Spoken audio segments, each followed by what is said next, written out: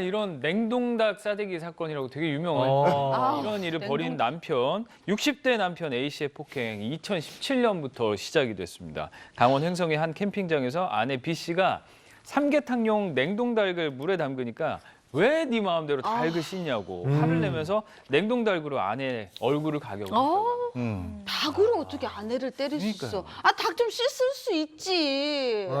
근데 이게 중요한 거는 그날 폭행이 이제 시작에 불과하다. 네. 그러니까. 남편의 폭행 정말 심각했습니다. 이듬해에는 고속도로 휴게소 인근에서 이유 없이 갓길에 차를 정차한 뒤에 어머. 조수석에 타고 있던 아내를 차량에서 끌어내리려고 어머, 했고 어떡해. 아내가 거부하니까 주먹으로 머리를 폭행했어요. 또 같은 해 9월에는 이번에는 아내가 자신의 부모 산소에 가지 않는다는 이유로 또 아내의 머리를 폭행했어요. 아니 보니까 이제는 폭행이 그냥 습관이 된 것 그런 같은데 것 같아요. 폭행을 하니 남편 제대로 처벌받아야겠는데요? 꽃으로도 때리지 말라고 했잖아요. 그러니까. 근데 실제로 제가 이제 상담을 해보면은 정말로 아직도 이런 부부가 있나 이런 경우가 많아요. 그래서 어떤 걸로 때리느냐 리모컨으로 때리는 경우도 있고 그다음에 휴대폰으로 때리는 경우도 있고 더 황당한 것은 골프채로 때리는 경우도 있습니다. 정말로 너무 끔찍한 경우가 많은데요.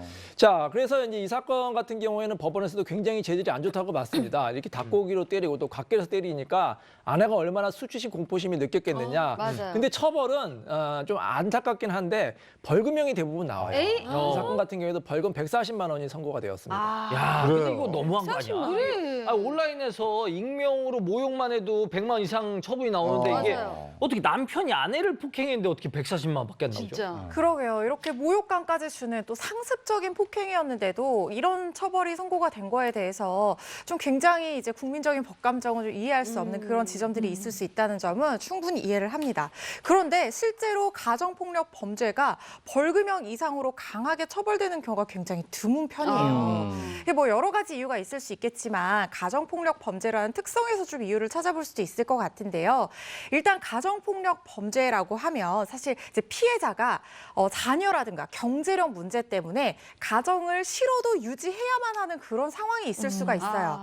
이런 특성들 때문에 사실 일반 형사사건으로 처리되지 않는 경우라고 하더라도 가해자가 어떤 사회봉사라든가 보호관찰이라든가 상담 이런 걸 받을 수 있는 가정보호사건으로 처리하도록 가정폭력처벌법에 규정이 되어 있습니다. 근데 이게 피해자를 위한 규정이 사실은 그런 입법 취지인데도 불구하고 바로 이런 지점에서 가해자가 좀 가벼운 사건으로 처리되기 위해서 피해자한테 뭐 피해 사실을 은폐하거나 축소하라든가 고소를 취하라든가 뭐 이런 식으로 협박하거나 종용하는 경우들이 있어요. 근데 피해자 입장에서는 사실 이게 강하게 대응하기가 힘들죠. 맞아요. 왜냐하면 언제든지 가정을 유지를 해야만 하면은 보복을 당할 수가 있고요. 그렇죠. 또 가족이니까 이게 남들처럼 엄하게 처벌해달라 이렇게 강하게 대응하게 되면 주변에서 얘기도 많이 나오고 뭐 우리 아들이 그런 건데 좀 참아달라 시어머니가 이렇게 얘기하고 이러면 사실 강하게 대응하기가 어렵거든요. 그래서 실제로 이 피해자가 고소를 취하는 경우도 많고요. 고소를 하더라도 뭐 처벌 불원서라든가 탄원서라든가 이런 걸 제출해주는 경우가 많기 때문에 강한 처벌로 이어지는 것이 좀 드문 편입니다.